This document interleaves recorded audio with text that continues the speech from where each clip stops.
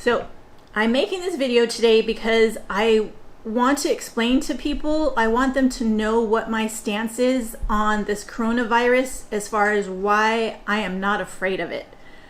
I have no fear of this whatsoever, and this is why. Last year, many of you do not know that I was diagnosed with cancer. I had gone to see my doctor in August, and she came rushing in as she normally does, and she looked at my report and said, yeah, okay, yes. And then she laid it out there, said, yeah, you're positive for cancer, so we need to do surgery, and don't worry, I'll get you in right away for the surgeon. And I'm like, whoa, wait a minute. I said, first I'd like to get a second opinion. And, of course. And then we'll go from there. Now, mind you, I'm not a fan of any of the surgeons that she was talking about. So I already made up my mind I was not going to have surgery there for sure. But I also knew that it was a possibility that this could be my outcome. And so I already had a game plan. My friend Al has Movita oils, and I know he would take care of having me get a protocol. Hey, Al. For using the CBD. And I knew that if we had to move to Arizona because I wanted to do natural therapy there, if research I've done, then we would, because my husband's awesome and he would totally support that.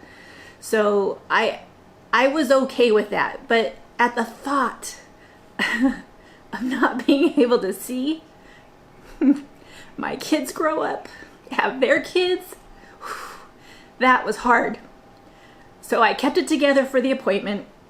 Luckily, my husband and I took two separate cars. So I knew I could go in my car, sit there and have a moment and just break down. And I did. I cried and I started talking to God.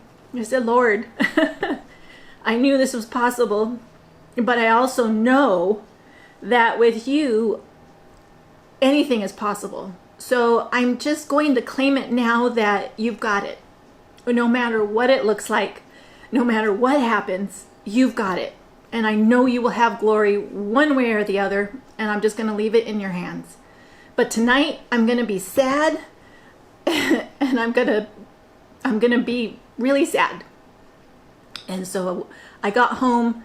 Luckily my kids were going with their dad that night, so Joe and I could just sit and be, and I could cry whenever I wanted, and it was okay. Next morning I got up. I said, that's it. I'm done. I told you I would be sad last night and I would stop today, because today you've promised me. Today I'm going to be present, and I'm going to be with you and stick with you because I know you've got it, whatever it looks like. Now, I had my second appointment. Thank you, Marika, for recommending your doctor. And but I had to wait 30 days. So I had to sit with this for 30 days. Now, I made the personal choice not to tell my kids because I didn't know yet. I didn't know what the game plan was going to be. I didn't know what the outcome was yet. And I didn't want to worry them unnecessarily. They didn't need to be anxious about this just yet. Now, mind you, there were times where I really wanted to share because I wanted them to do what I wanted them to do. I wanted, to be controlling. But I didn't. I refrained. I just enjoyed every moment I had with them to watch, because I didn't know if this was going to be the last time I get to do this or how much time I had left with them.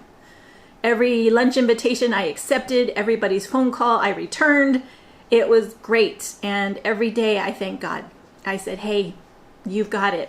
I don't know what it's going to look like. I have no idea, but that's okay, because I know you'll have glory through this, because your word says so.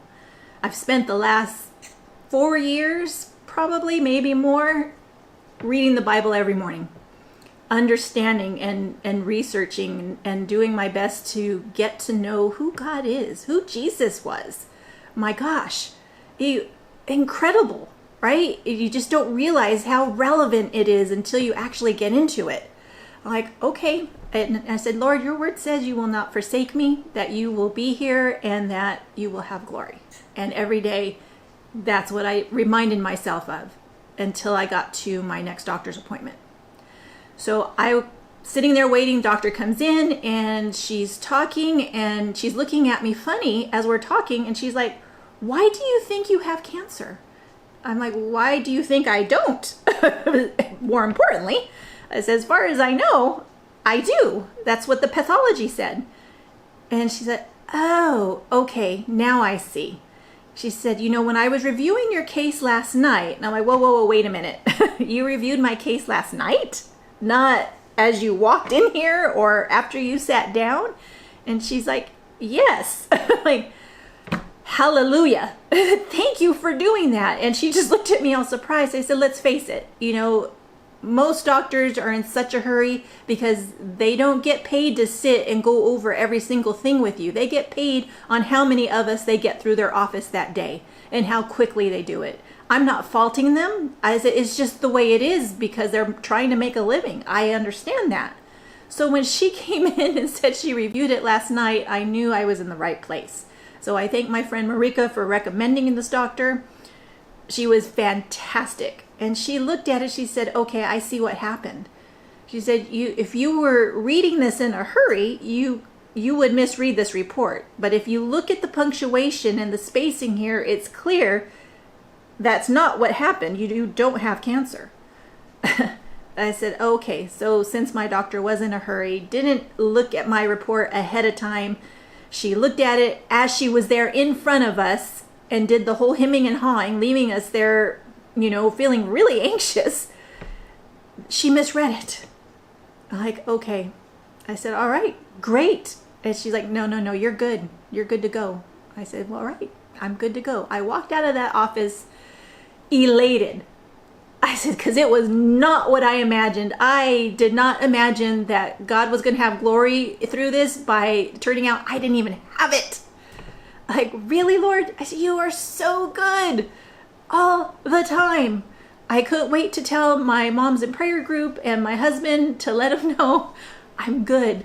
God is so good that he went way beyond whatever I imagined. And I was so thankful I didn't share it with my kids until after. Not even right after. I waited like a couple weeks before I told them. I was just so thankful I didn't put them through that.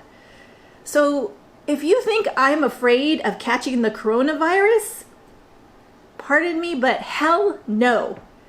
How could that possibly be more than what I just went through? God has proven to me beyond a shadow of a doubt that he's got it. He's got me, he's got my kids, my husband, and all of you. I am not worried. I'm because my faith is so strong because God has kept his promise. And I will continue to stand by him and his word. When it's time for me to go, he'll take me. And there's nothing that will stop it. Not a virus, a car, whatever. I could trip and crack my head open. Of course, when I was a kid, I cracked my head open, but I'm still here. A lot of jokes I'm following on that. So anyway, God doesn't create a fearful heart. The enemy does. The devil is very good at his job, and he is running rampant right now. And I'm sorry for all of those who are afraid. I feel for them. It's not easy, the situation they've put us all in, but I know who my God is. I know what Jesus has done, and I'm going to hang my hat on them. I'm going to trust in them. I hope you will do the same, and thanks for letting me share.